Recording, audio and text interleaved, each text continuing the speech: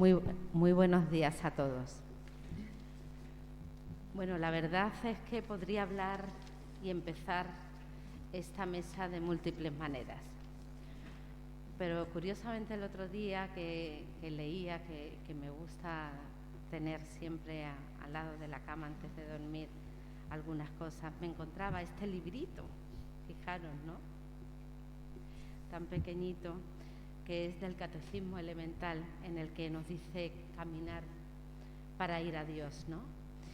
Y había una parte en la que hablaba la existencia de Dios y pregunta que por qué sabemos que Dios existe.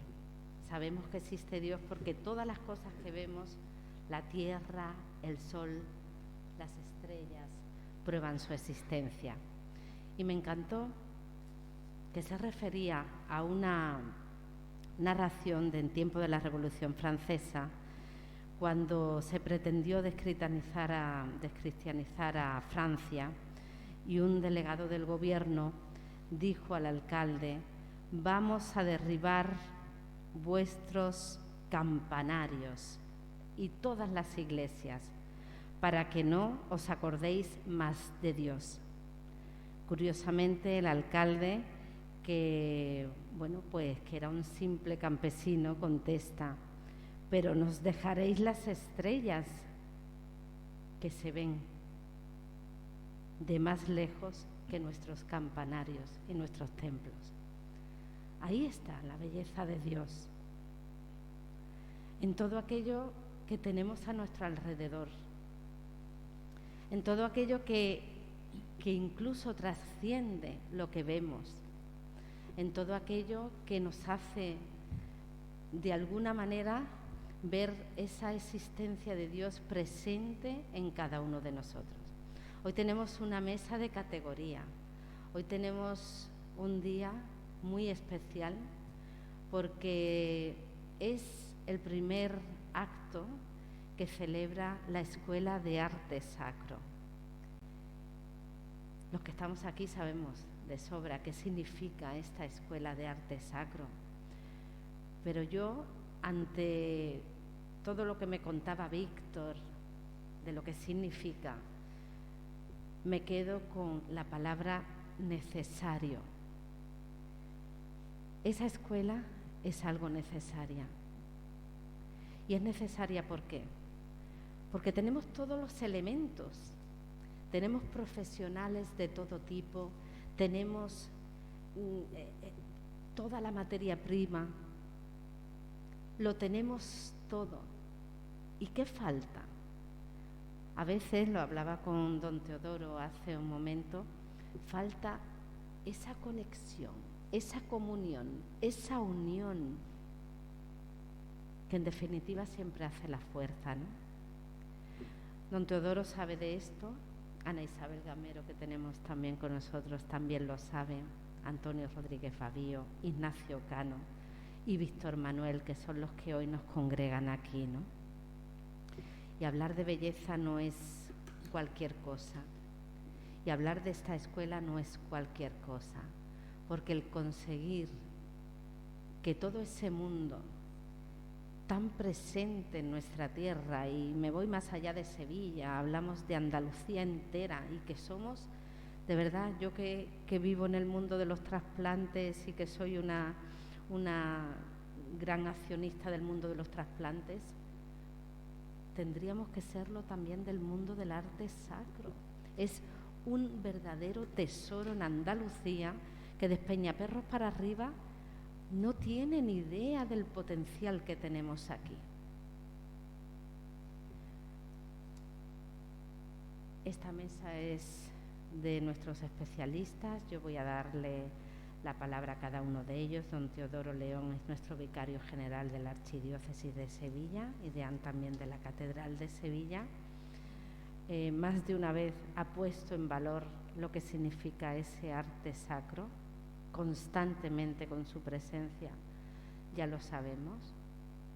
Ana Isabel Gamero, por supuesto, a la que también conozco desde hace mucho tiempo, conservadora del patrimonio histórico-artístico de la Catedral de Sevilla, más allá de los títulos, es ese amor y esa pasión hacia el mundo del arte. Antonio Rodríguez Babío, ¿qué voy a decir? Sí, es el delegado de Patrimonio Artístico de la Archidiócesis de Sevilla, y esa sensibilidad que trasciende es lo que hace, bueno, más que grande, ¿no? Ese defender ese patrimonio que tenemos. Y don Ignacio Cano Rivero, pues conservador del Museo de Bellas Artes de Sevilla, que qué voy a decir, ¿no? Todo lo que conlleva, todo lo que hay detrás de ese Museo de Bellas Artes y el saber transmitirlo con cada uno de los momentos que nos regalan, ¿no? Para disfrutar. Bueno, pues esta es esa primera actividad de la Escuela de Arte Sacro de Sevilla, una mesa con este título tan maravilloso de esa búsqueda de Dios por medio de la belleza, la Via Pulcritudinis, que es la que nos une hoy aquí, y yo doy gracias por ello. Así que comienzo dando la palabra a cada uno de ellos. Comenzamos con don Teodoro León, al que le pido, bueno, que para él, qué significa esta Via Pulcritudinis, cómo esa belleza le lleva hasta Dios y cómo lo hace presente cada día. Buenos días. Muchas gracias, Susana, por tus palabras y sobre todo por habernos recordado al inicio, no hay mayor belleza que la creación por parte de Dios. Esa es la mejor belleza, Dios creador, donde se muestra su amor infinito en la obra de la creación. Para mí, acercarme, veis como el título, la Via Pulcritudinis, búsqueda de Dios a través de la belleza. Para mí sí que se descubre a Dios a través de la belleza del arte. Podría hablaros de esa experiencia personal, sobre todo cada día cuando me introduzco en la vida de la catedral, es descubrir en tantas obras de arte la mano de Dios.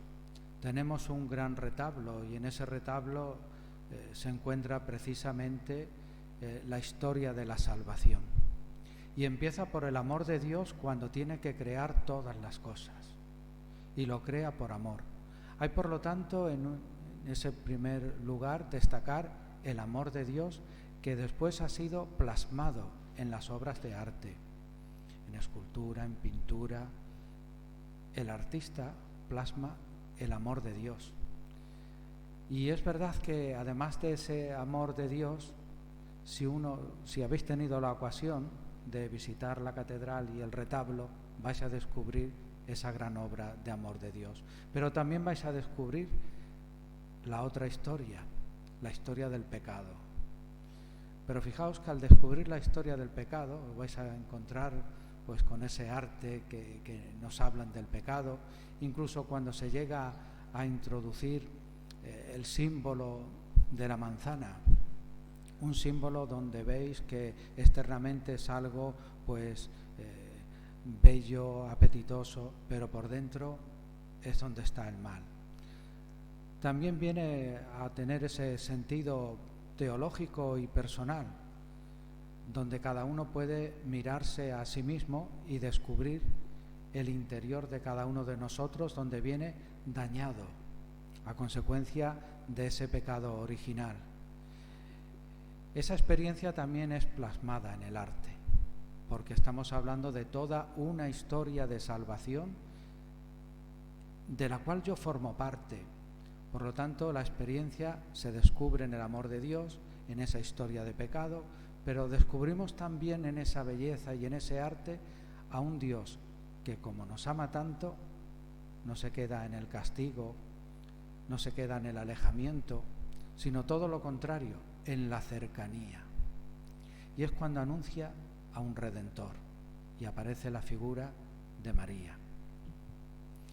Por lo tanto, para nosotros, los cristianos, el arte es siempre cristocéntrico, porque si no se hubiese dado la obra de la encarnación, no tendría sentido para nosotros el arte. El Antiguo Testamento tiene para nosotros un valor precisamente porque hemos asumido que Jesucristo, que nace en el pueblo de Israel, judío, es el que inaugura el Nuevo Testamento, y el Nuevo Testamento está siempre interpretando el Antiguo Testamento. Por lo tanto, hay una unidad. Descubrimos el arte del Antiguo Testamento continuamente, desde la historia del pecado, la liberación.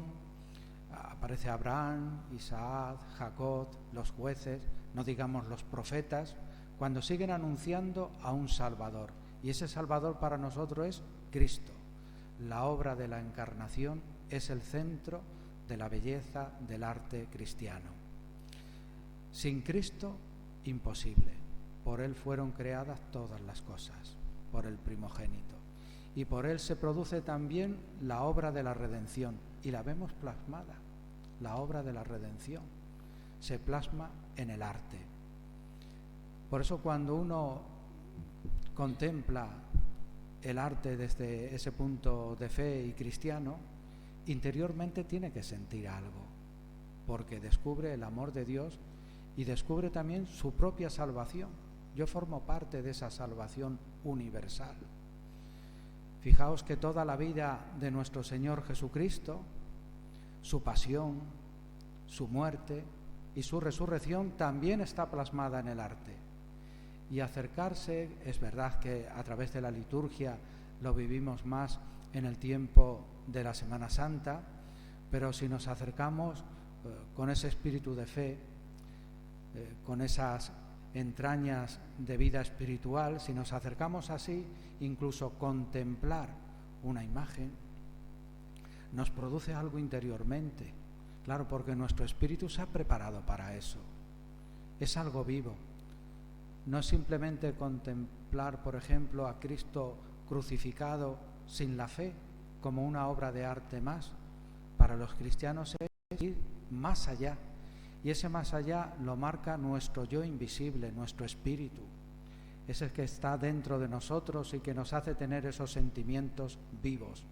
Contemplar a Cristo crucificado es contemplar el amor máximo del amor de Dios. La obra redentora de nuestro Señor Jesucristo, que se ha entregado por nosotros. Pero sabemos que no se queda ahí, que Cristo resucitó.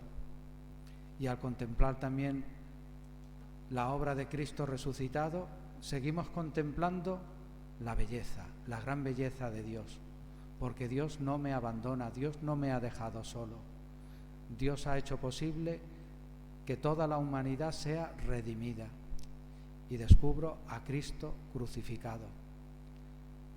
Y tanto es así que como ha resucitado, camina conmigo en cada momento, en cada circunstancia de mi vida.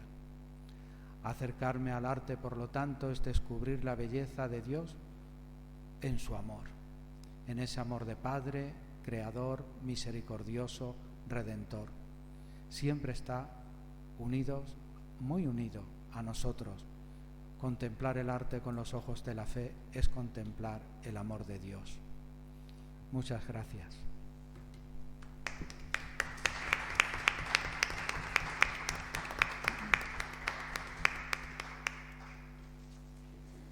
Bueno, y ahora le toca a Ana, conservadora de patrimonio, y yo me atrevería a preguntarle muchísimas cosas, porque, bueno, ella que toca esa belleza que le llega hasta sus manos de siglos atrás, atreverse a tocar esa historia, atreverse a adentrarse en esa historia no es cualquier cosa.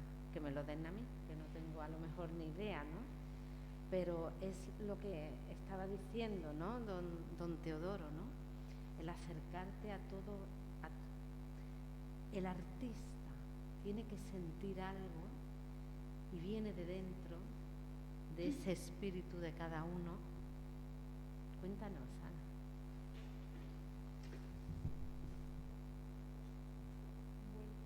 Ahora sí se oye. Gracias, Susana, por la presentación. Y ante todo, pues quiero felicitar a Víctor Fernández de Moya por esta iniciativa y todo su equipo. Y bueno, agradecer que me haga partícipe de esta primera jornada con estos flamantes ponentes. Felicito la intervención a don Teodoro León Y en primer lugar, yo quisiera hacer una pequeña introducción porque quisiera señalar la importancia del arte en la evangelización, y viene al hilo de lo que dice Susana. Lo importante que es el arte, la imagen, para a partir de ella seguir un camino hacia la evangelización. Y las obras de arte de los lugares sagrados, en este caso de la Catedral de Sevilla,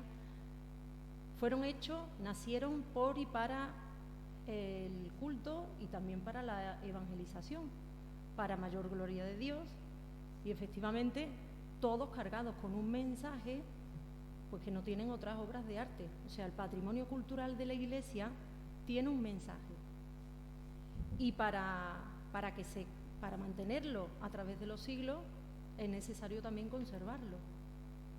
Entonces, partiendo de esa base, en la Catedral de Sevilla, como bien ha dicho don Teodoro, hay infinidad de representaciones de arte con mayúsculas en ese retablo mayor, el mayor de la cristiandad, en pinturas, en esculturas, en orfebrería, en tallas, en textiles históricos, y toda esa belleza tiene un fin. Todas esas imágenes, recientemente, anteayer, pues participaba en un ciclo de conferencias en el Hospital de los Venerables para conmemorar el 350 aniversario de la canonización de San Fernando. Entonces yo hacía un repaso de las representaciones de San Fernando en la Catedral de Sevilla. Y viene a esto, pues lo tenemos en vidriera, en la Capilla de la Antigua, lo tenemos en pintura, ese maravilloso retrato que hace Murillo, lo tenemos en escultura, una talla hermosísima de Pedro Roldán, que hoy está en el Museo de Bellas Artes de Sevilla para conmemorar la exposición de 400 aniversario de Valdés Leal, del nacimiento.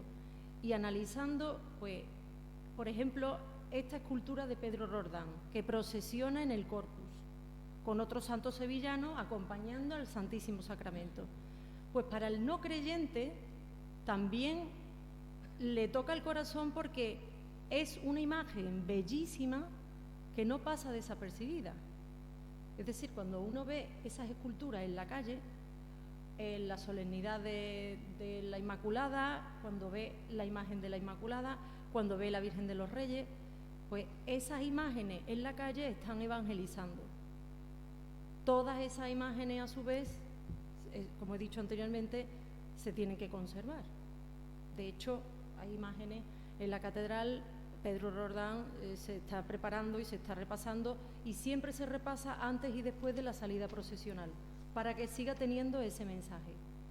El Cristo de la Clemencia, que está en la capilla de San Andrés, también anualmente se repasa para que siga teniendo a través de los siglos el mismo mensaje. Y ese Cristo, que me preguntaba Susana, ¿no?, ¿qué se siente para el artista? Que me corrijan, pero yo creo que Martínez Montañés hace un ejercicio de fe. Antes de ponerse en manos de empezar a elaborar de modelar ese Cristo, hace una profesión de fe, porque tiene que transmitir muchísimo, y de hecho sigue transmitiendo, bueno, pero ustedes no se pueden ni imaginar, porque no está como pieza para el visitante que llega a la catedral, que quiere contemplar la anatomía, no. Infinidad de fieles a diario pasan por la Catedral de Sevilla antes de su jornada laboral a rezarle. El poder de la imagen, la unción que tiene esa imagen, y así podría hablar de muchísimas otras, de muchísimas. Entonces, todo el arte, toda la belleza, puede ese camino, esa vía pulcritudini, camino hacia la evangelización. El retablo mayor, y ustedes dirán, bueno, belleza visual. ¿Qué ocurre en la catedral si llega alguien que tenga problema de visión? Pues todo el que quiera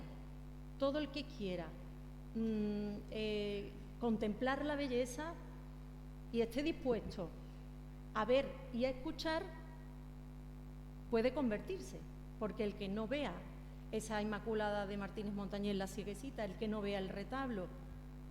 En la Catedral de Sevilla se realiza una visita cultural, como ustedes bien saben, que dentro de las funciones del Cabildo, me puede corregir aquí el señor Deán, está la liturgia ante todo, la conservación y gestión del patrimonio, pero también la visita cultural, que es la que sustenta, digamos, a las dos anteriores, ¿no? O se dan la mano. Pues en esta visita cultural hay una modalidad que se ha llevado con invidentes. Un colaborador de la Pastoral de Liturgia, de la Delegación de Liturgia, Joaquín de la Peña, formó grupos, y yo participé en uno de ellos, con invidentes.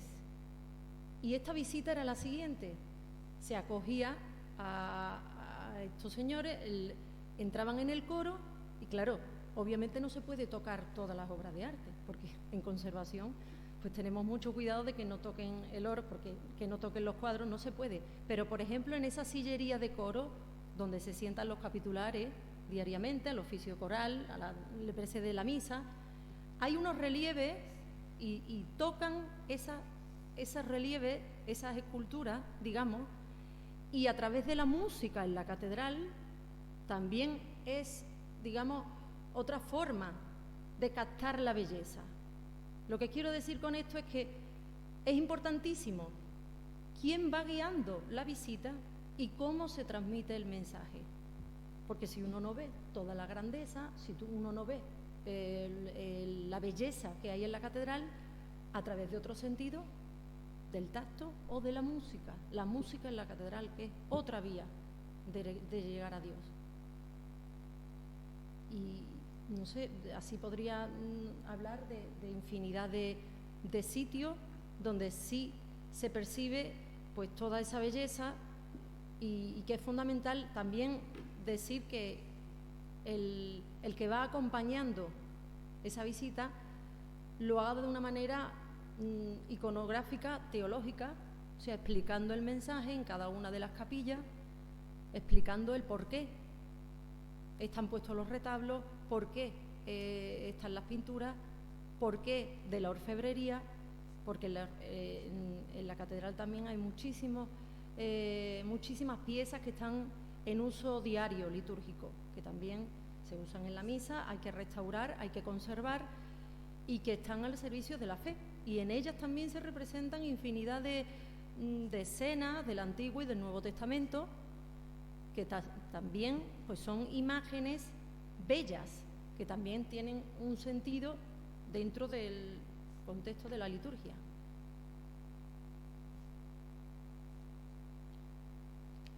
Me preguntaba Susana de qué se siente Es una responsabilidad muy grande, pero no te puede bloquear. Cuando uno recoge una obra de arte que está en muy mal estado de conservación, yo siempre me he puesto en manos de Dios.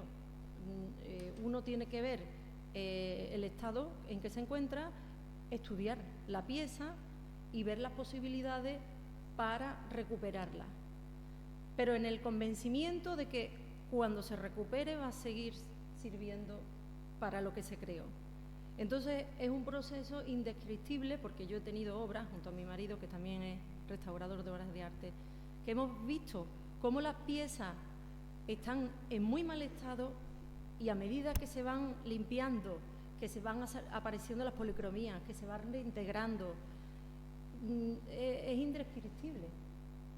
Miedo no, respeto sí, y después muchísima satisfacción de lo que se ha trabajado, pues estar para el servicio de la fe.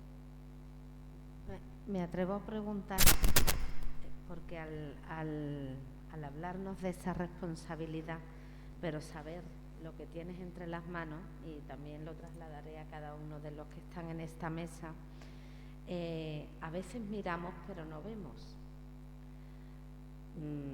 Tal vez tendríamos que aprender. ¿Se puede aprender a eso? Sería mi pregunta a cada uno de los que están aquí en la mesa. Esta Escuela de Arte Sacro nos invita a todo eso, a ese aprender, a entender la trascendencia del mensaje. Pero ¿qué pasa si un artista, un conservador, un pintor, un escultor, un arquitecto no sabe de esa trascendencia, no conoce todo lo que hay detrás. Creo que es a lo que nos invitan en esta mesa. Si Víctor, ¿no? Creo que es la idea, ¿no?, de esta escuela. Don Teodoro, ¿qué me diría? Ir por ese sentido. Yo, por ejemplo, acerca de las construcciones de la catedral, si un arquitecto no tenía una visión de fe, era incapaz de construir una catedral. Así, por ejemplo, habiendo leído sobre esta cuestión, se descubre que precisamente, si os fijáis, cómo están las vidrieras, las ventanas, además de si el arte es gótico, románico, el arquitecto tenía que tener esa vivencia y lo expresa. Pero además dice en la misma historia, dice, y conocer la liturgia, porque las catedrales la hemos utilizado para la liturgia. Solo últimamente, desde hace un periodo de tiempo, la estamos utilizando para la visita cultural. Pero el fin era la liturgia, la vida litúrgica. Fijaos que en la Catedral de Sevilla, ahora el Cabildo Catedral tiene el coro con el oficio de lectura, laudes, la misa capitular, pero es que antes no era así, que yo he conocido a capitulares que tenían por la tarde también las vísperas y continuaban las misas. O sea, ese es el origen de la catedral. Por eso, cuando el arquitecto tiene que construir, lo hace desde la fe, desde esa vivencia y esa experiencia, y saber para qué es. Sin eso no se podría hacer, porque le está faltando algo a ese arquitecto, le falta la base fundamental espiritual y para qué es. Sin eso imposible. Debe tener esa experiencia de fe. Evidentemente que también pues se expresa en el artista, en el pintor, pues igual, como nos ha dicho Ana Isabel, si es algo que si lo vive, lo siente. Yo esto puedo poner un ejemplo muy sencillo, incluso en el arte de proclamar una lectura. Yo he escuchado a capitulares veteranos que dice, a veces hay quien ha salido a leer y dice, ha leído bien pero le falta la vivencia, se nota que no, o canta un salmo. Dice, si no lo ha experimentado, si no lo ha meditado interiormente, ese salmo sí, lo ha cantado muy bien, pero está vacío, le hace falta sentimiento. Eso lo notamos mucho en la Semana Santa, por ejemplo.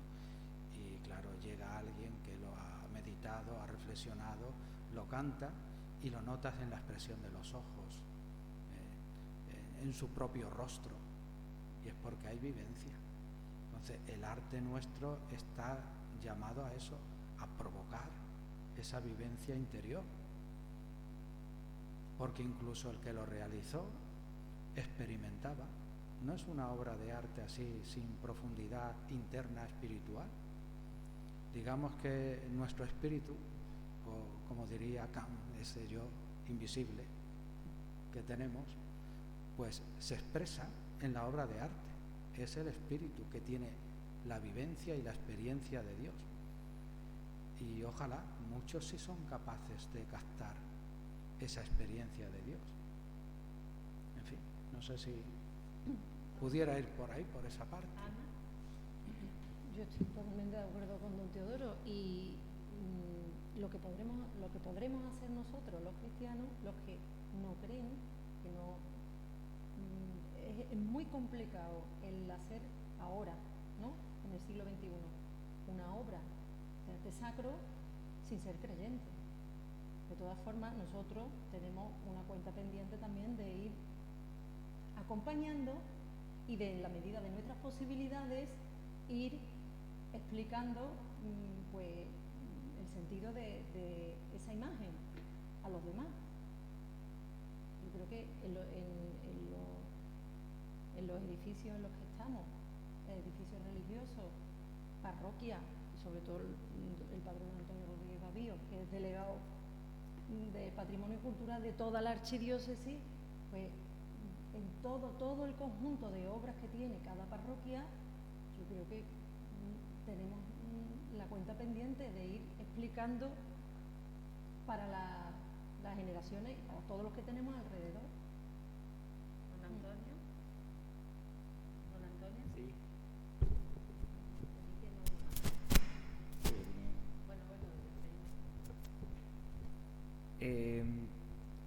Evidentemente, claro, estoy de acuerdo, ¿no?, con lo que ellos están diciendo, pero a mí me gustaría quizás añadir un nuevo planteamiento también, ¿no?, o algo nuevo encima de la mesa, ¿no? Es verdad que evidentemente el arte sacro tiene una finalidad que es la evangelizadora, la catequética, y si pues la Iglesia pues destina tantos esfuerzos personales, económicos, etcétera, a la conservación de este patrimonio, es porque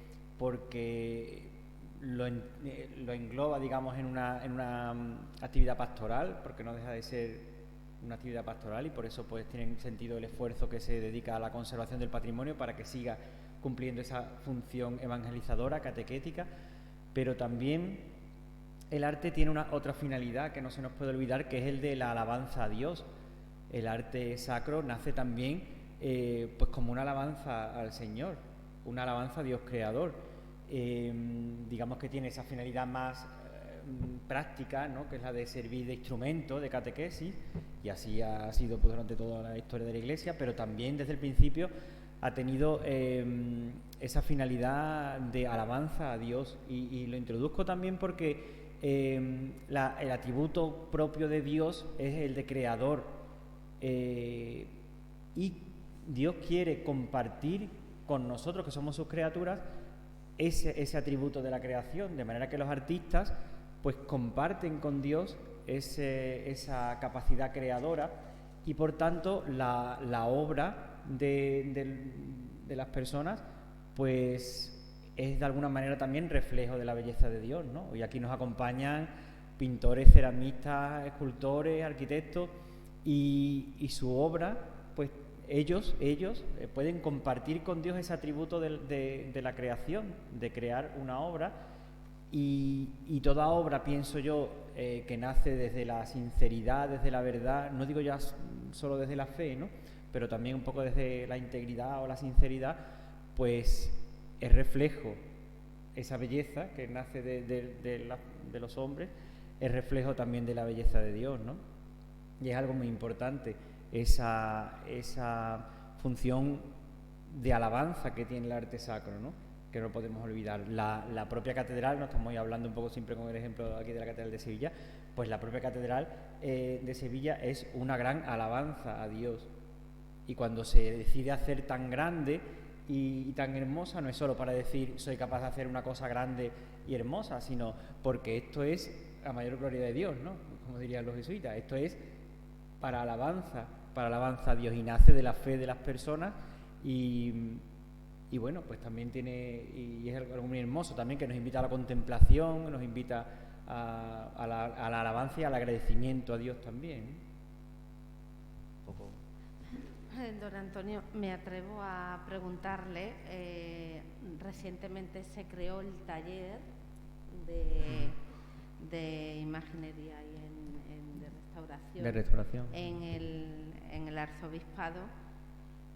Usted está en contacto directo con toda la archidiócesis, todos los rincones donde existe algo de patrimonio, pero ahí llega un potencial de gente a ese taller.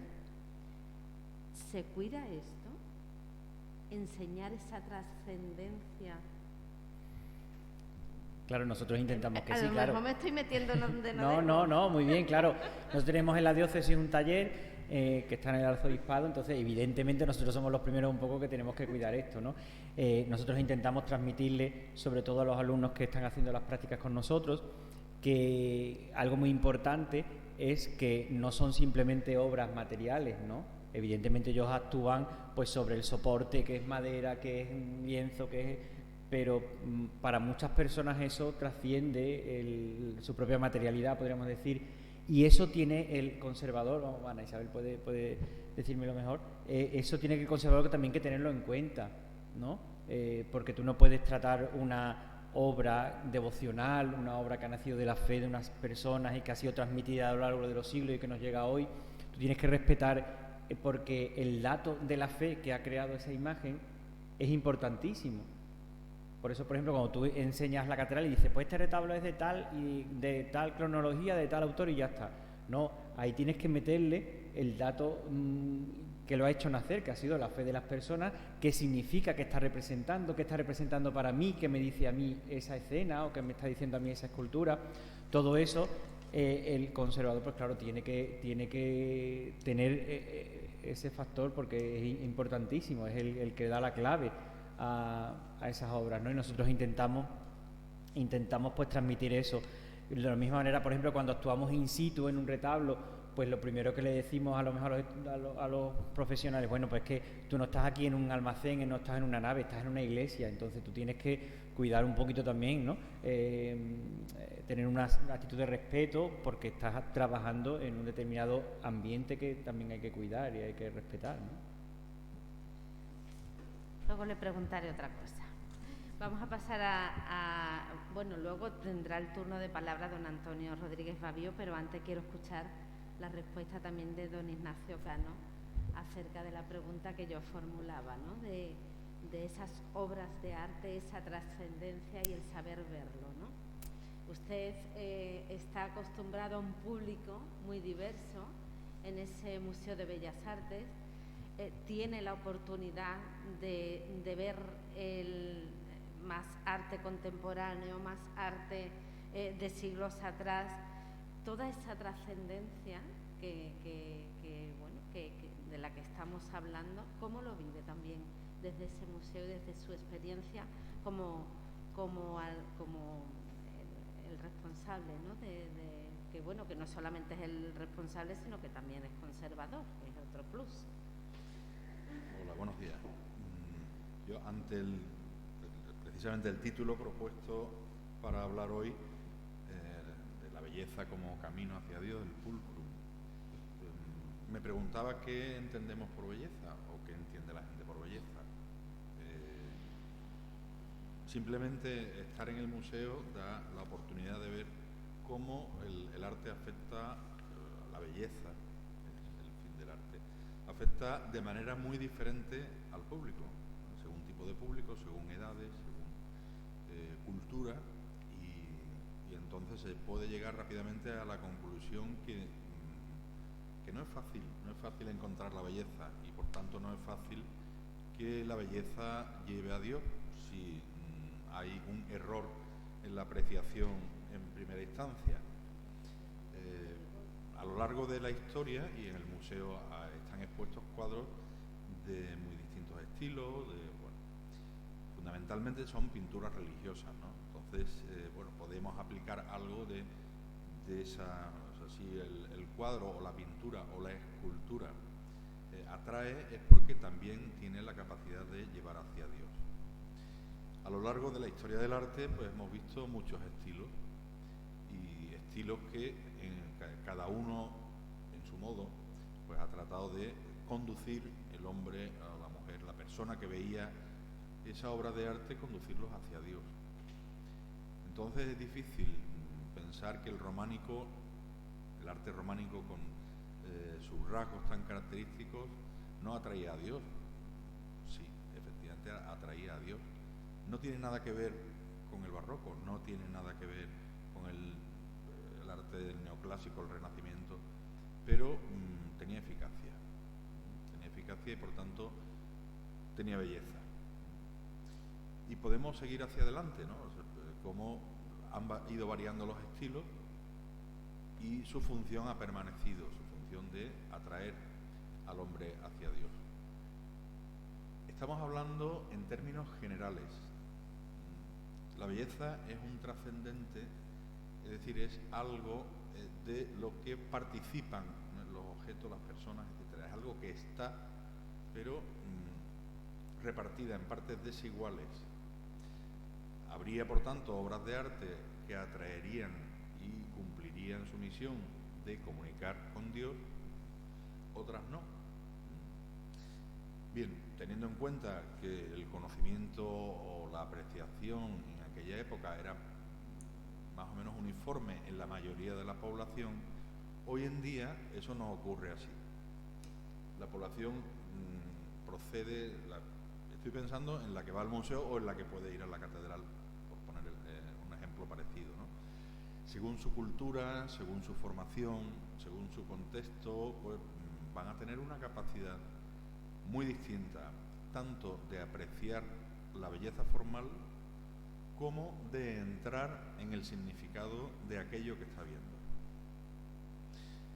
Bien, la belleza responde a un impulso emocional básico.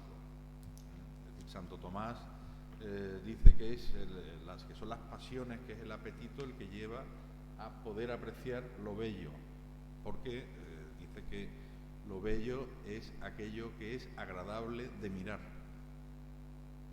Me parece que es una definición bastante básica, sobre todo teniendo en cuenta el ejemplo que ha puesto Ana Isabel de la Catedral, ¿no? Porque los ciegos no contemplan en el sentido tradicional de la vista, ¿no? Pero bueno, sí contemplan, ¿no? Por lo tanto, no es solo aquello que es agradable de mirar, sino que es mucho más. Lógicamente, una vez que se ha producido este primer impulso emocional, tiene que haber, para completar el sentido de la belleza, tiene que entrar el plano intelectual. Uno ve un cuadro, un visitante ve un cuadro y ve que es bello, pero entenderá el sentido del cuadro si tiene la información de lo que allí está ocurriendo, de lo que están contando, incluso más todavía del mérito que puede tener desde el punto de vista técnico. Es decir, si no hay un aporte intelectual, ese primer aporte emocional básico se queda, es insuficiente. Es decir, tiene que haber, digamos, esa doble misión del arte emocional, es provocar el conocimiento. Ahí digo que en el visitante se ve rápidamente cuando puede haber un aporte, un impulso emotivo, pero no hay conocimiento. Es decir, la visión de la obra de arte es completamente distinta entre los dos casos, ¿no? No tiene nada que ver. Bueno, vemos pinturas como Fray Angélico, que mueven a la piedad, que conmueven desde el punto de vista religioso, desde el punto de vista de conectar con Dios, ¿no? Del camino hacia Dios. Pero a lo mejor al mismo tiempo, pues un Donatello que hace obras realmente bellas, no son obras que conmuevan, que te emocionen desde el punto de vista del espíritu, ¿no? Donatello, pues la Anunciación de la Santa Croce, ¿no? Pues bueno, parece que estás viendo una obra de arte clásica indiscutiblemente bella, pero le falta eso otro que sí da Fra Angélico, ¿no? Y así se podrían poner muchos ejemplos. O sea, que dentro incluso de un mismo estilo, incluso manifestando belleza, pues ahí los caminos son difíciles, ¿no? Yo lo dejaría aquí porque si no me voy a... Muy bien. Bueno, pues yo tengo otra pregunta más. Bueno, don Antonio no ha expuesto a lo que venía. Quiero decir, cada uno me lo he saltado. Da igual, pero yo creo que más interesante que surja... ¿Sí? Vamos. Muy bien, muy bien. Me gustaría... Vamos, simplemente era, quizás además desde el principio, cuando te lo he dicho, yo traía un poquito como este tema de la Via Pulcritudinis, pues cómo se han ocupado, el magisterio de la Iglesia se ha ocupado desde el principio, como especialmente Benedicto XVI y el Papa Francisco, que es la Evangelii Gaudium, que sabéis que es un poco como su documento fundante, pues habla también de la Via Pulcritudinis como un instrumento necesario para la Iglesia de hoy, para el mundo de hoy, un instrumento de catequesis y de evangelización, ¿no? Porque dice el Papa Francisco que al final la fe comparte con el arte el camino de la belleza. Fijaos, ¿no? O sea, que la fe comparte con el arte ese camino de la belleza, ¿no? Y bueno, es importante, ¿no? Pero bueno, podríamos seguir. Ni qué decir tiene que hablamos de Iglesia y hablamos de arte desde siempre, ¿no? Y como también esos papas han estado ahí presentes. Y Y yo lo que quería preguntaros es que vosotros, que hablamos de siglos atrás, siglo XVI, siglo XVII, XVIII, XIV, da igual, estando en el mundo presente, ¿cómo veis en cuanto a este arte sacro, a las nuevas generaciones? Vosotros tenéis oportunidad desde la catedral, desde la conservación, desde el Museo de Bellas Artes, desde Patrimonio, tenéis la oportunidad de estar en contacto directo con esas nuevas generaciones, con esos nuevos artistas a todos los niveles. ¿Cómo veis en este mundo del arte sacro esa trascendencia que nos pueden hacer ver o conmover, como nos dice también, ¿no? Él en el último mensaje? ¿Cómo veis? Bueno, pues a mí esto es un tema que me interesa mucho porque, bueno, ya Pablo VI, en el mensaje este famoso de los artistas en la clausura del Concilio Vaticano II, pues tiende la mano a los artistas para recuperar un poco, él dice, esa fecunda alianza que ha habido siempre entre el mundo del arte y el mundo y la Iglesia, y que se rompe en un determinado momento por una serie de circunstancias que tampoco, bueno, pues vamos a entrar, ¿no? Y yo creo que un poco, pues Pablo VI, que además crea en los museos vaticanos las salas de arte contemporáneo, y como en un determinado momento también que se pues mueve mucho este tema, ¿no? Yo creo que es un tema que yo desde la grabación me gustaría seguir un poco andando, ¿no? De hecho hay un proyecto, tenemos un proyecto por ahí que si sale, pues sería muy interesante, porque yo creo que, bueno, el mundo de hoy sigue teniendo necesidad de la belleza. Decía Pablo VI, el mundo tiene necesidad de la belleza para no caer en la desesperanza, ¿no?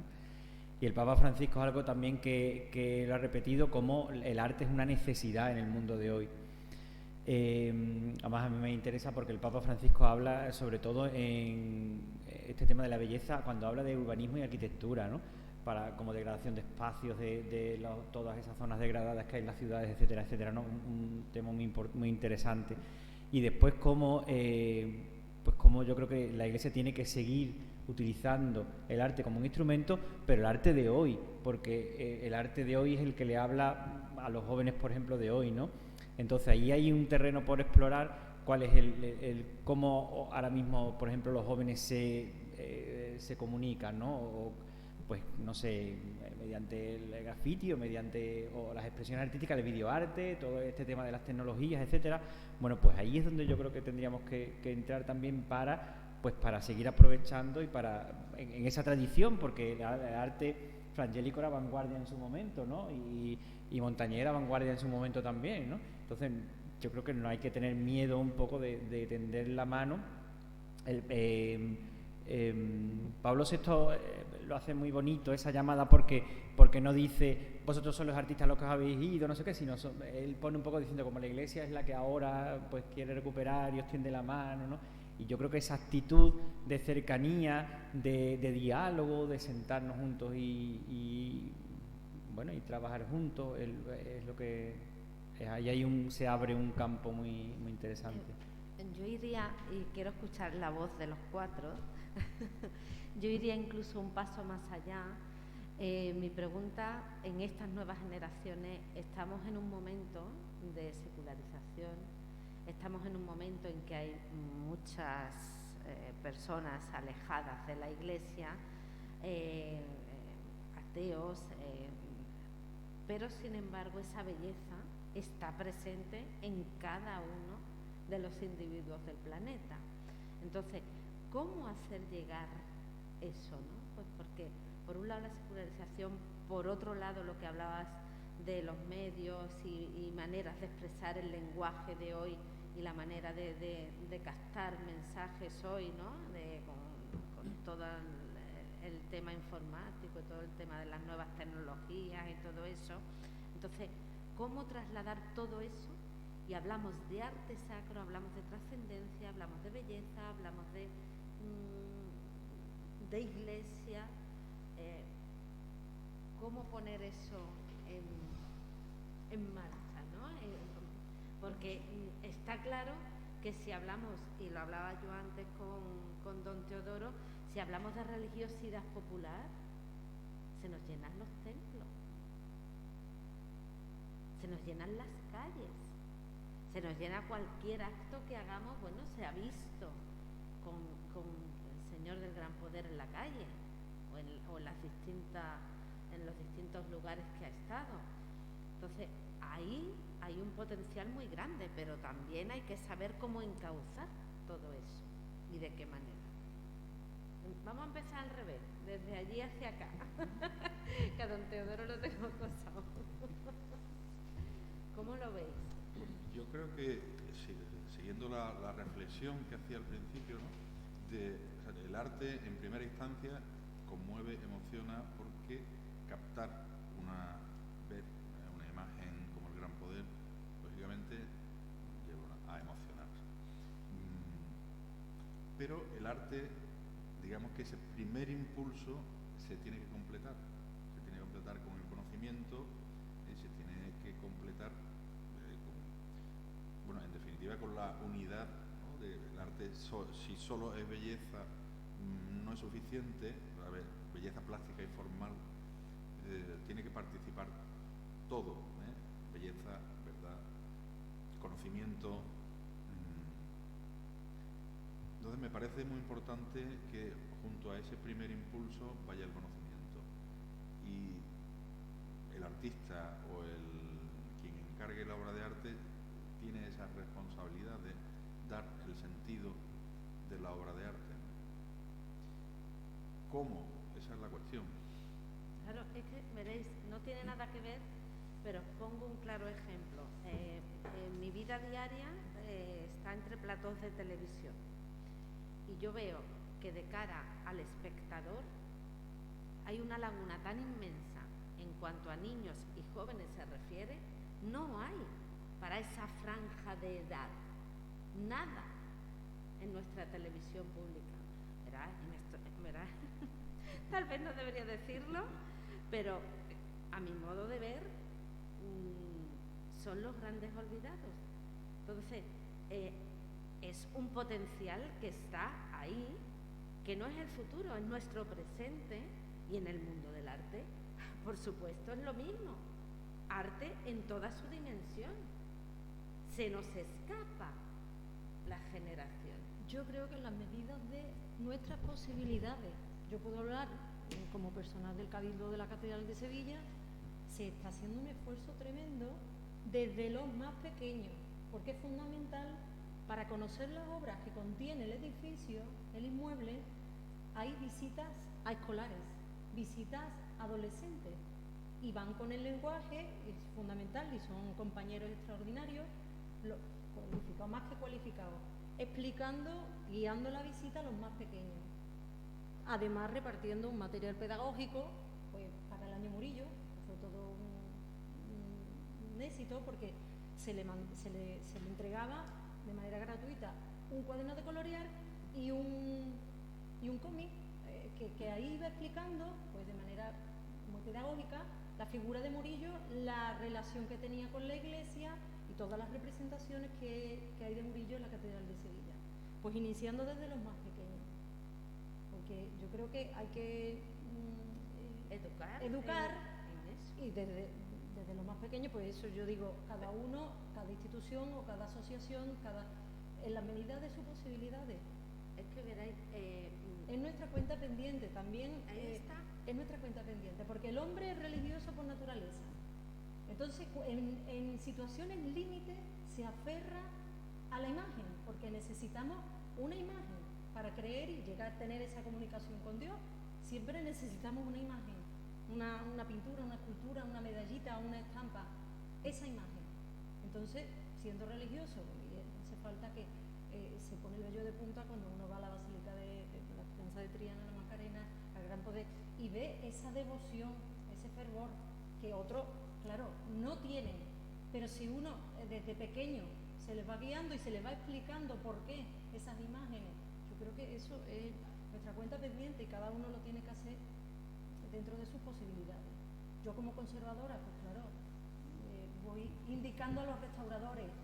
En la catedral hay una planificación de limpieza, de mantenimiento de toda su obra.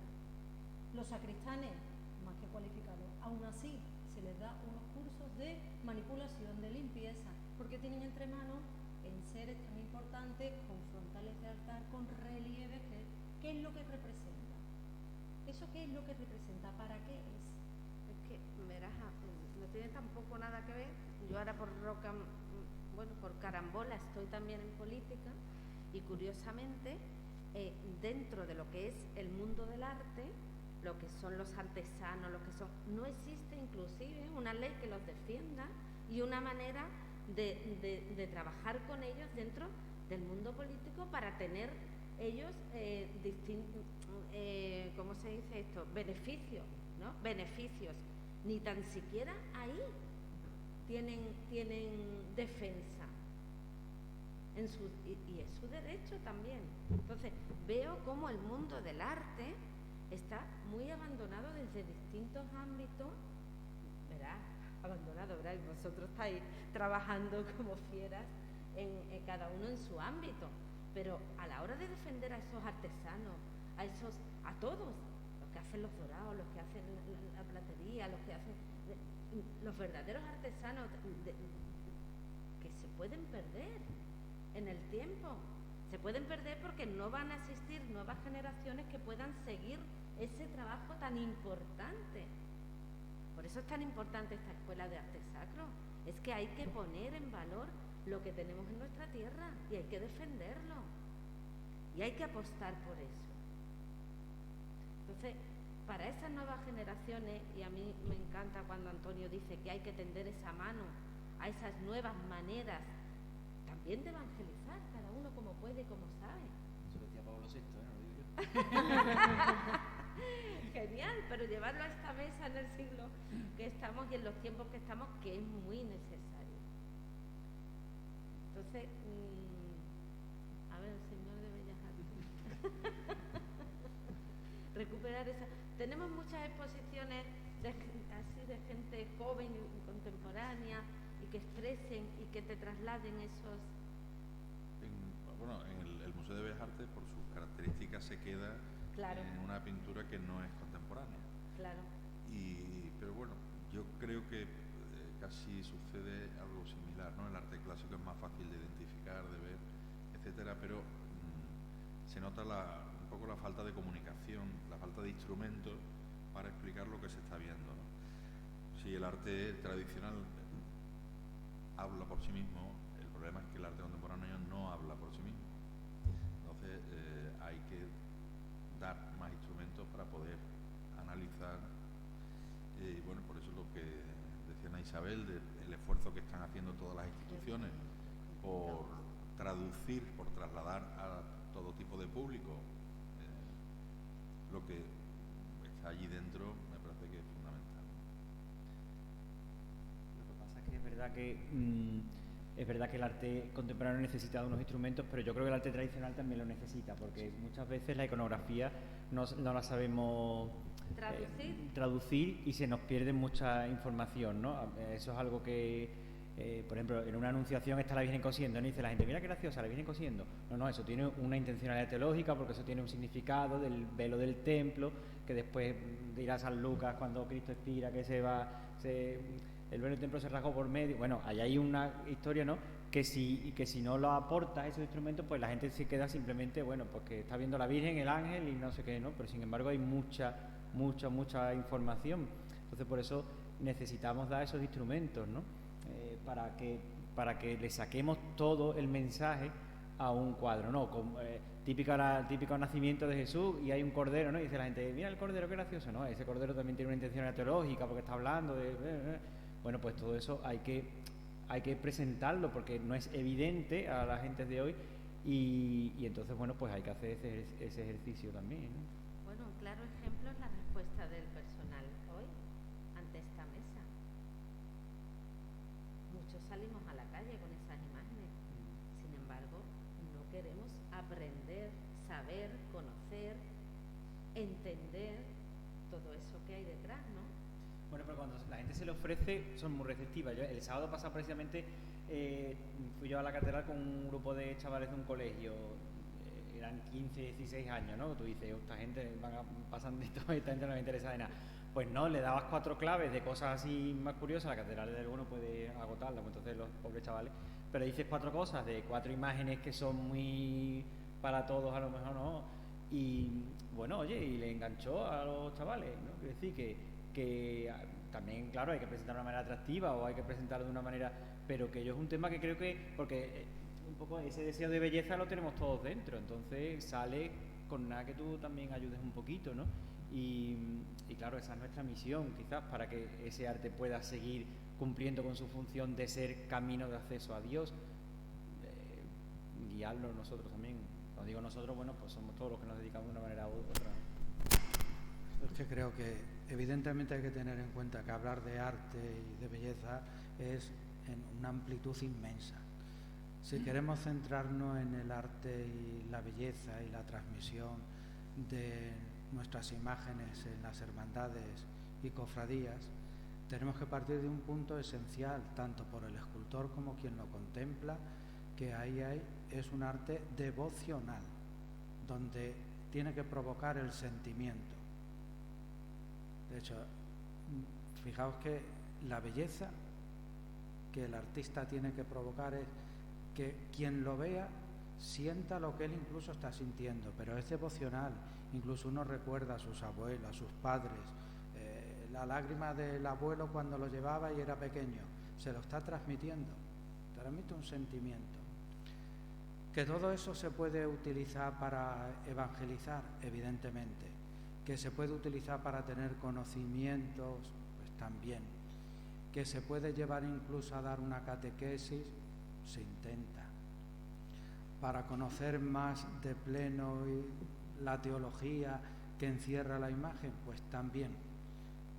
Pero ya tenemos un factor que lo tenemos, no hay que buscarlo. Puede incluso que uno que se acerca en Semana Santa a ver las imágenes, a lo mejor una vez al año, pero lo hace porque le provoca ese sentimiento, incluso está en el templo y no va a verla, porque cuando entra la imagen muchas veces hay quien expresa y dice, pues hasta el año que viene. Sin embargo, toda esa vivencia que ha vivido, ¿que tendremos que trabajarlo sobre ese sentido? Pues sí, porque podemos pensar y decir, ¿no os dais cuenta que la mayoría en general, sea o no muy creyente, quiere ver la imagen fuera del templo, no dentro? Porque dentro no le provoca nada, le está provocando cuando está en la calle. Y cuando la mira, según hay más luz, menos luz, ve si sonríe, no sonríe, y son cosas que te lo expresan. Esa es la devoción. Precisamente hablando una vez con uno sobre la devoción, porque decía, eso era lo que decía también, dice, hoy sonríe. Claro, y le decía, pues la sonrisa es la misma. Dice, no, hoy la veo distinta. Esa es su devoción, es su sentimiento. ¿Y le gusta verlo en la calle? Dentro no le gusta. Pero de estos tipos de fieles que tenemos, claro que tendremos que pensar, reflexionar y hasta qué punto llegar esa evangelización. No es nada fácil, pero algo hemos ganado en el sur de España, porque si nos fijamos también en otras localidades, pues es también muy distinto, porque el arte también depende pues del ambiente vital donde uno se desarrolla. Hay un arte en el norte de España que es completamente distinto al nuestro, y si vemos una imagen del norte a lo mejor no nos provoca nada y no sentimos nada. En cambio, vemos una imagen a través de la cual pues con nuestros abuelos, con nuestros padres nos han provocado ese sentimiento, y sí nos dicen mucho. En fin, no sé, es todo muy complejo y complicado, pero tenemos ya algunos factores. En las hermandades provoca el sentimiento, son imágenes devocionales. Me gustaría escuchar también la voz del público. Aquí tenemos artistas, gente de hermandad, tenemos nuestro arquitecto Víctor, con el que, bueno, estamos aquí. Me gustaría escucharos a vosotros, cómo lo vivís también, cada uno en vuestro terreno, ¿no?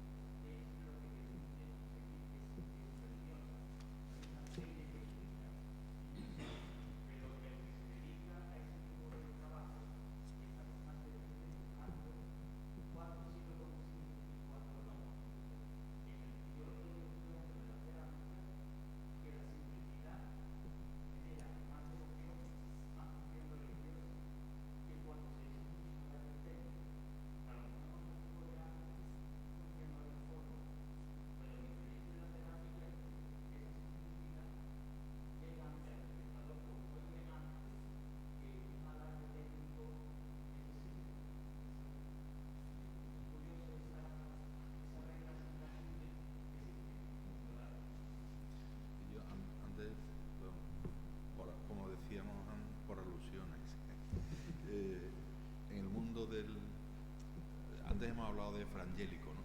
Frangélico es un pintor de una gran simplicidad, pero a la vez enormemente eficaz en cuanto a la capacidad que tienen las pinturas para elevar a Dios, ¿no? Digamos como ejemplo, yo también me planteaba, o sea, ¿qué tiene desde el punto de vista del artista? He hablado antes un poco desde el punto de vista del espectador, un poco cómo se ha visto la belleza en las obras a lo largo del tiempo, ¿no? Pero, ¿qué ocurre desde el punto de vista del artista? ¿Cómo tiene que ser, o cómo tendría que ser, desde mi modo de entender, porque esto es de elaboración propia, una obra de arte para que sea verdaderamente, se transmita, tenga belleza? Y don Antonio antes pronunció una palabra que me parece que es esencial, que es la de honestidad. Entonces, si lo que tú creas es algo que tú sientes, o sea, que es tuyo, que lo estás haciendo bien desde el punto de vista técnico, o sea, de manera impecable, sin chapuza, yendo a lo mejor de lo posible, en fin, y cualquier artista sabe de qué estamos hablando, ¿no? Eso cambia completamente el resultado. O sea, si tú no vas a fórmulas, a estereotipos que te van a crear un atajo al éxito, sino que tú lo trabajas, eres auténtico, yo creo que eso es lo que al final se nota, ¿no? Si tú copias, pues bueno, no sé, como ceramista, pues te vas a otro ceramista que sabe que la gente aprecia, ya no eres tú, ya falta esa autenticidad, y bueno, me parece que es distinto, ¿no? Y luego que sea inteligente, es decir, que lo que haga responda al conocimiento, tanto de aspectos técnicos como luego a la persona que lo vea. Eso que se ve en los cuadros, bueno, pues igual que quien aprecie algo para su registro vital básico sirva, y también que lo pueda apreciar alguien que tenga otra cultura, en fin, digamos, esos niveles amplios de comprensión por parte de todo el mundo. En fin, esa era la idea de lo que, desde el punto de vista del artista, cómo tiene que ser algo para que sea auténtico y para que llegue. José María.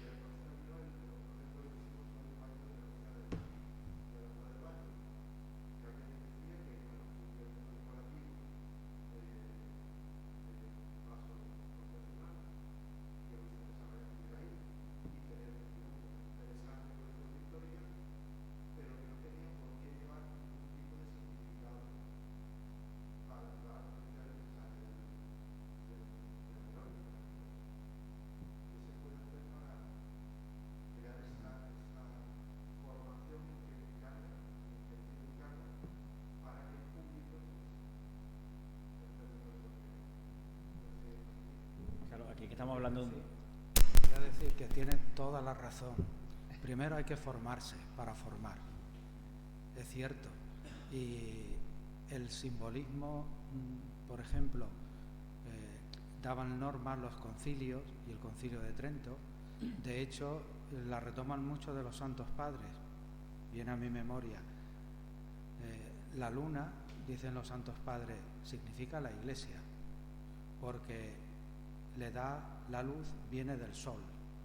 Y cuando vemos la imagen de la Virgen María, habéis visto que está la luna, dice, está representando a la Iglesia, María, Madre de la Iglesia.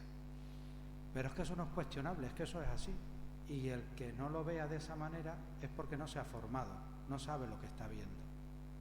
Entonces, si antes no se forma uno, pues para una escuela, un instituto o una facultad, me da igual, no va a poder transmitir realmente lo que significan ni las obras de arte, ni las imágenes, ni siquiera la música, porque la música también tenía un contenido. Y ahora si viésemos cómo se escribe la música, porque eso lo podéis ver también en una misma pieza tocada por distintos, suena de manera distinta, porque también eso se nota y sabe darle esa clave. O sea, primero hay que formarse para poder formar, pero eso antes era así. Es verdad que ahora eso no se tiene muy en cuenta y se está perdiendo realmente el origen del arte. Eso es cierto. Por alusión, Antonio. Bueno, da igual, venga.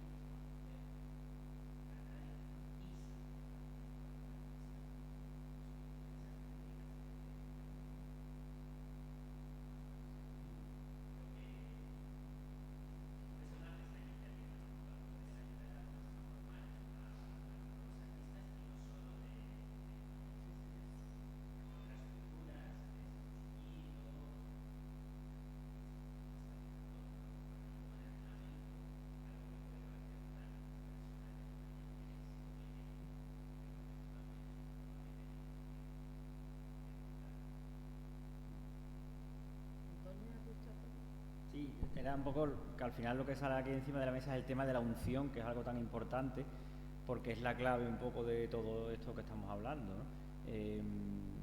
Obras se hacen muchas, obras de verdad que tengan unción y que tal vez sea para el artista complicado, pero el pueblo, sin embargo, después, cuando hablo del pueblo, digo, yo también, ¿no? Sí es capaz de entender que esa imagen tiene unción o que no la tiene, ¿no? O sea que esa sensibilidad también está ahí, ¿no? En las personas.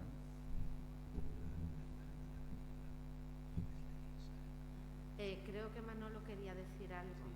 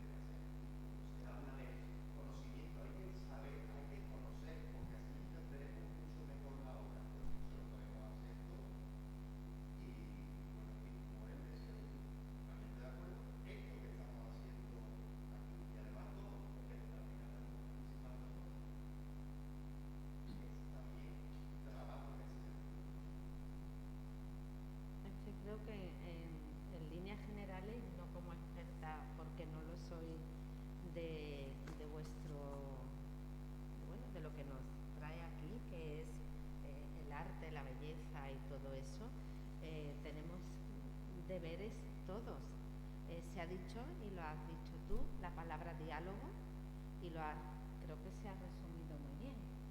Diálogo primero de ese artista con esa trascendencia para llegar hasta Dios, de esa conexión artista y Dios. Después el artista con el espectador. Y por último, ese diálogo, porque claro, si el artista no conoce a Dios, pero luego ese diálogo y ese tender puentes y tender la mano, como dice Antonio, como bien has dicho tú y ha dicho también Víctor, ese artista y la Iglesia. O sea, aquí salimos todos con deberes. Unos como espectadores, otros como artistas y otros como la propia Santa Madre Iglesia, en la que nos debe seguir guiando en ese conocimiento, en ese trasladarlo y en ese hacerlo efectivo. O sea que no es cualquier cosa. ¿Cómo lo veis? Sí. Bueno, don Teodoro, yo quisiera que nos dijera un mensaje final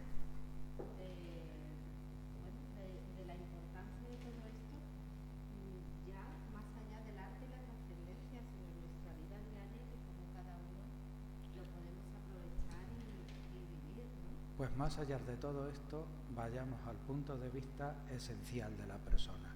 Es cuerpo y espíritu. Por eso, en sí mismo, el hombre es una obra de arte. Me encanta.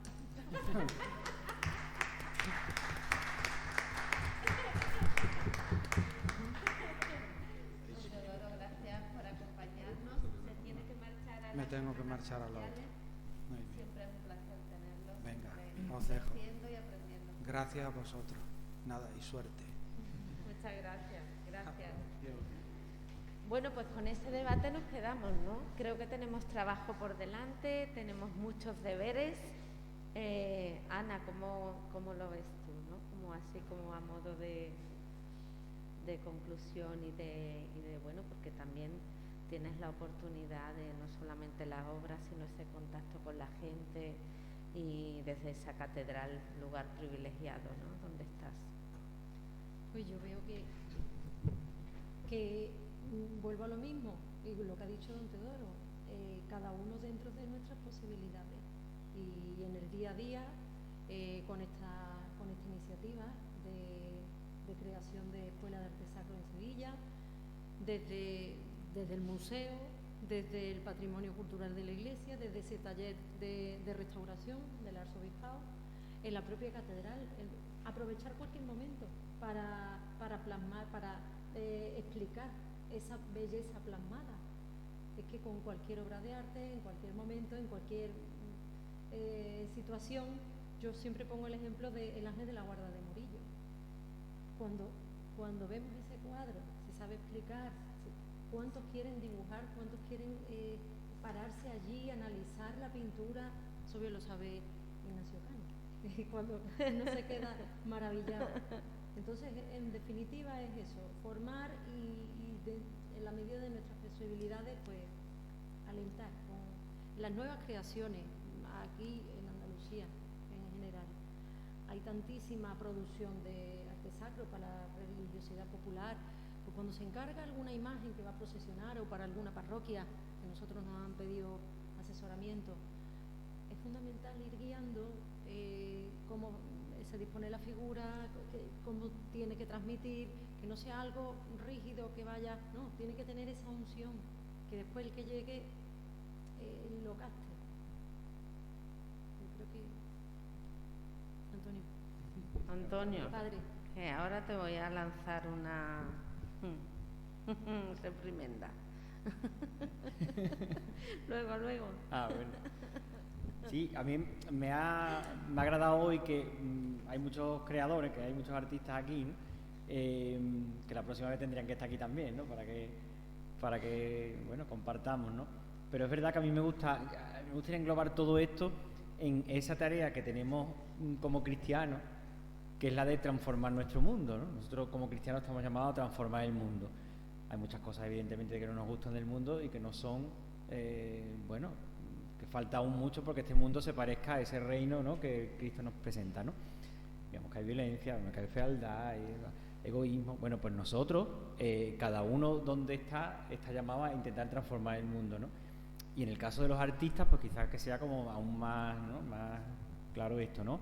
Pues el trabajo de los artistas, el trabajo del arte o de las personas que gestionan el arte, al final tiene que tener este fin, que es el de, pues, transformar el mundo, hacer un sitio mejor para todos, un sitio que se vaya pareciendo cada vez más a ese reino de justicia, de verdad, de amor que el Señor nos presenta en el Evangelio, y cada uno con nuestro trabajo, con nuestro esfuerzo, pues es lo que tenemos que intentar, ¿no? Y yo creo que el artista no puede perder eso, ¿no?, que es común con todos, vamos, desde, yo qué sé, el que es fontanero, el que es otra cosa, pues también está llamado a transformar el mundo con su trabajo y con su vida, con su testimonio. Pero el artista, pues es muy hermoso eso, ¿no?, que no es solo el arte como visto como algo autorreferencial, ¿no?, del artista que lo produce o que lo, sino que es un regalo que el artista hace al mundo también para hacerlo mejor, para llenarlo de belleza, ¿no?, para llenarlo de esa esperanza de la que nos hablan los papas, ¿no?, que vemos nosotros, que somos capaces de verlo reflejado en el arte. El Papa Francisco habla de chispas de belleza, ¿no?, como esas chispas de belleza que vayan transformando nuestro mundo, ¿no?, y eso es muy importante, y eso es la tarea de todos los que estamos aquí, ¿no?, y englobarlo en esa tarea común de la Iglesia y de todos nosotros, pues yo creo que contextualiza un poquito todo esto de lo que estamos hablando, ¿no?, que no es solo algo más o menos abstracto, más o menos erudito, ¿no?, que estamos aquí hablando de una serie de gente como muy, y hablando de cosas que no, es que esto es para transformar el mundo, para que la gente sea capaz de llegar a ese mensaje de esperanza y de alegría de Jesús, ¿no?, que tanta falta nos hace, ¿no? Bueno, le toca. Ignacio. Yo creo que, bueno, pues la belleza es un poco ese punto de partida y nexo de unión. Pero como, insisto, en la misma idea, belleza por sí misma se tiene que completar con conocimiento. Cualquier formación que ayude a la expresión de la belleza, es poco. O sea, formación para completar ese primer impulso de belleza. O sea, devoción o religiosidad popular es lo que es. O sea, a lo mejor podemos cambiar algo, pero tiene sus características y sus connotaciones que si la cambiamos dejaría de ser lo que es, ¿no? Ojalá podamos, ¿no? Pero para el arte, formación. Y lo de la escuela me parece a mí que es una gran idea, porque además esa formación va a provocar el diálogo. Y el diálogo es lo que enriquece verdaderamente al arte y lo que le hace trascender. Ahora, con la exposición de Valdés Leal hay una cuestión que también la comprobamos con la anterior de Martínez Montañés, y es precisamente ese diálogo, esa colaboración entre artistas, que es la que va a producir las mejores obras de arte. ¿A qué se refiere en eso, Ignacio? Pues estamos un poco engañados, todos nosotros, en lo que se refiere a la idea de artista. Tenemos la idea de artista genio, que eso nace en el romanticismo y, bueno, ha ido creciendo, ¿no? Entonces ahora por una firma en un papel, pues te dan no sé cuánto. No, mira, primero trabaja y luego te pagamos, no por tu firma. Bien, entonces esa idea de artista que nace en el 19, bueno, yo creo que hoy en día no se mantiene tampoco, ¿no?, salvo lo que el comercio busque para subir los precios, etcétera. El artista era fundamentalmente una persona que tenía como misión la responsabilidad de un taller, en el caso de ser maestro, y eso implicaba, pues, colaboración con los oficiales, con los aprendices, y también, para poder atender los grandes encargos, colaboración con otros artistas. El ejemplo de Valdés Leal. También por el lógico comportamiento humano, pues uno se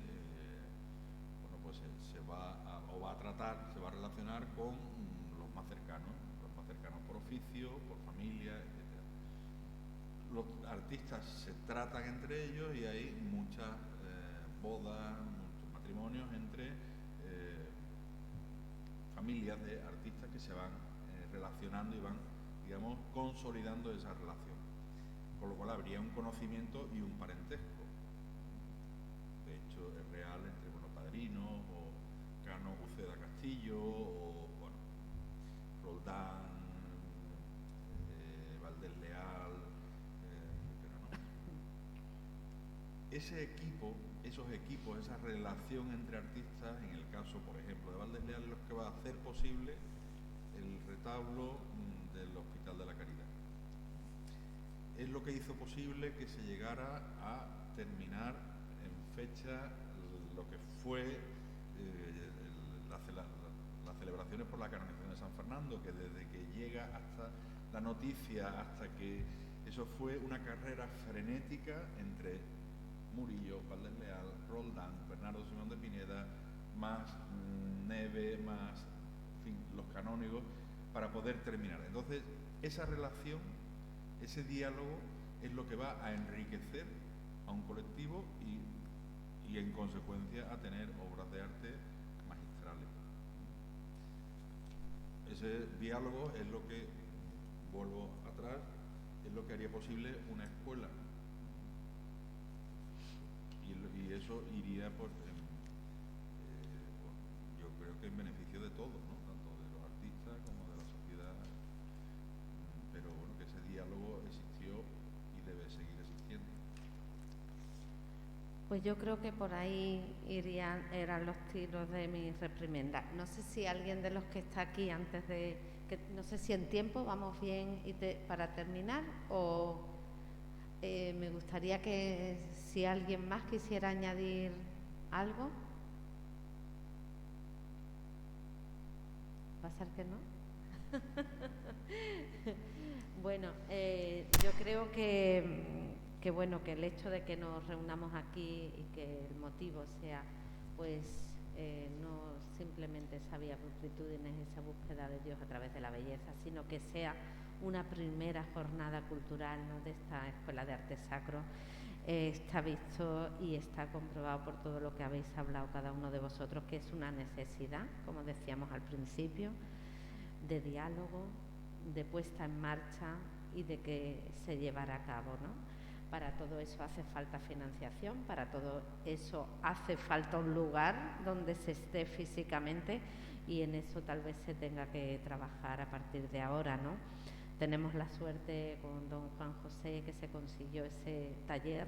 Ojalá que con don José Ángel podamos decir que se consigue esta escuela, ¿no?, de arte que bien sería una respuesta a todo este colectivo tan inmenso que tenemos, no solamente en Sevilla, sino en toda Andalucía, para poder congregar y también dar apoyo, buscar las herramientas posibles, dar respuesta a ese gran colectivo que lo dan todo y que en realidad, vuelvo a insistir, son grandes olvidados, ¿no? Yo creo que ahí sería una buena propuesta de esta mesa, lo mismo que insistir en ese diálogo de la formación, como bien habéis dicho cada uno de vosotros y ha recalcado Ignacio al final, en esa formación que es necesaria hoy, pues porque se nos escapa, como se nos está escapando esta generación que tenemos de jóvenes y niños en los que hay que insistir, porque son el presente, ¿no? Os pediría a cada uno de vosotros y también del público algo para conclusión final. Yo creo que... Ignacio, te voy a por ti. ¿Perdón? Vete preparando, como ya viene la exposición. Pues sí, la verdad es que como conclusión recomendar que vaya a la exposición de Valdés Leal, porque se va a ver muy bien algunas de estas cuestiones, cómo formó a sus hijos. Se va a aparte de ver la exposición, va a haber... Bueno, en la propia exposición va a haber piezas que son realizadas por su hija Luisa y por su hijo Lucas. Es decir, se ve, y además los grabados de... Cuando en 1671, después de la canonización de San Fernando, se editó un libro donde contaba todos los actos, aquel magnífico suceso, ¿no? Y algunos de los grabados están firmados por Lucas Valdés y por Luisa, que eran los hijos de Valdés Leal. Lucas tenía 11 años Uy. Luisa tenía poco más, pero además Luisa había, bueno, hay una leyenda donde dice que estaba mala, rezó a San Fernando, entonces se curó y policromó el San Fernando que hizo Pedro Roldán, y ella también siendo niña pues contribuyó con esa policromía que se puede ver ahí en la catedral. Es decir, se ve que en la exposición de Valdés Leal hay esa colaboración, porque él también policroma esculturas de Pedro Roldán, que tendremos también la oportunidad de verla de cerca. Se da todo esto que hemos dicho, la educación en el arte, y se da la colaboración con otros artistas. Qué Y bueno. contado de una manera exquisita, o sea, con una belleza, porque es verdad que merece la pena verla, y ese espacio que está contando él, familiar, es impresionante. A veces cuando se descubren eso que hay detrás del artista también es brutal, ¿no? Yo recuerdo una vez en uno de los reportajes que tuve la suerte de estar con la que hizo la réplica de que está expuesta en la Catedral de Guadix, la réplica de la Piedad, y me contaba cómo la primera noche que le llega lo que es la piedra, y se tiró toda la noche sentada frente a la piedra viendo qué le decía esa piedra para luego esculpir bueno, la obra que le salió, que es impresionante, ¿no? Lo que hay detrás de cada artista también, y que se pueda contar y que se pueda saber, es una manera también de trascender en esa obra, que es lo que bien decías, ¿no, Ignacio? El informar y el formar de dónde viene toda esa obra, ¿no? Yo creo que eso es fundamental. Ana, le toca a Ana. No, Babío se va a saltar.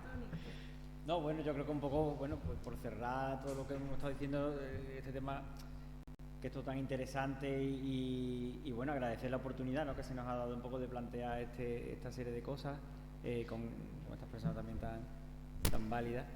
Y bueno, es verdad que me consta que el Museo de Bellas Artes hace un gran esfuerzo de todo tipo, ¿no?, para una exposición como esta que está montando ahora mismo, que se está montando de Valdés Leal, y que va a merecer la pena, ¿no? Porque ahí, por ejemplo, se ve muy claro el tema el concepto de la unción, por ejemplo. Hay obras, ¿no?, que se ve tan claro cómo estos artistas son capaces de trascender a la propia obra para acercarte al Señor, ¿no?, y ser esa vía, ese camino de acceso a Dios, que claro, que lo primero que tenemos que hacer es aprender pues de esas obras, ¿no?, esas obras que son tan principales, ¿no? El ejemplo tan archimanido del Cristo de la Clemencia, ¿no?, de la catedral, del contrato que firma Martínez Montañés con Vázquez de Leca, ¿no?, como le pide que esté mirando al que se pone debajo para rezar con la boca abierta para que se sienta mirado, ¿no? Pues eso es, ahí está todo, ¿no?, en nuestra relación con las imágenes, en nuestra relación con el arte y en nuestra relación con Dios, ¿no? Ana. Después de ya A tu manera. agradecer esta oportunidad, y que ha sido fundamental también, que estamos en familia, que cada uno se va a llevar, igual que cuando contempla una obra de arte y se la explica bien el guía y le va explicando pues todo, iconografía, teología, etcétera, etcétera, pues nosotros necesitamos también de vez en cuando reunirnos y compartir, ¿no? Compartir ideas, opinar, y nos llevamos, a poner en práctica, lo llevamos en nuestro corazón para el día a día, claro que sí. Bueno, pues yo pediré, ya que tengo la suerte de haber estado con todos vosotros y aprender mucho además en esta mañana, porque de eso se trata también la belleza, ¿no?, de poder de cada uno sacar, extraer y crecer juntos, ¿no? Pues yo voy a pedir que la siguiente mesa, nuestro segundo encuentro de esas jornadas culturales, pues estén esos artistas aquí arriba, y que en conjunción con todos los que nos llevan de la mano podamos también conseguir un mensaje más completo. Voy a pedir también, para acabar, que suba Víctor a esta mesa que suba Víctor, que sea el que clausure esta primera jornada. Por supuesto, darle las gracias por esta iniciativa. No, los demás no os vayáis. ¿Que te tienes que ir al otro lado? No, yo me levanto. Él va a clausurar, él clausura. Y bueno, daros las gracias también a los artistas que nos hacéis y nos transmitís toda esa belleza que nos hace sentir y sacar desde la profundidad de cada uno de nosotros, de nuestras más hondas entrañas, sentimientos que tal vez de otra manera no pudiéramos sentir, ¿no? Gracias con mayúsculas a todos y cada uno por lo que hacéis, por el trabajo, por lo que transmitís y porque me dais la oportunidad de poder luego contarlo en la tele. Gracias. Yo estoy aquí.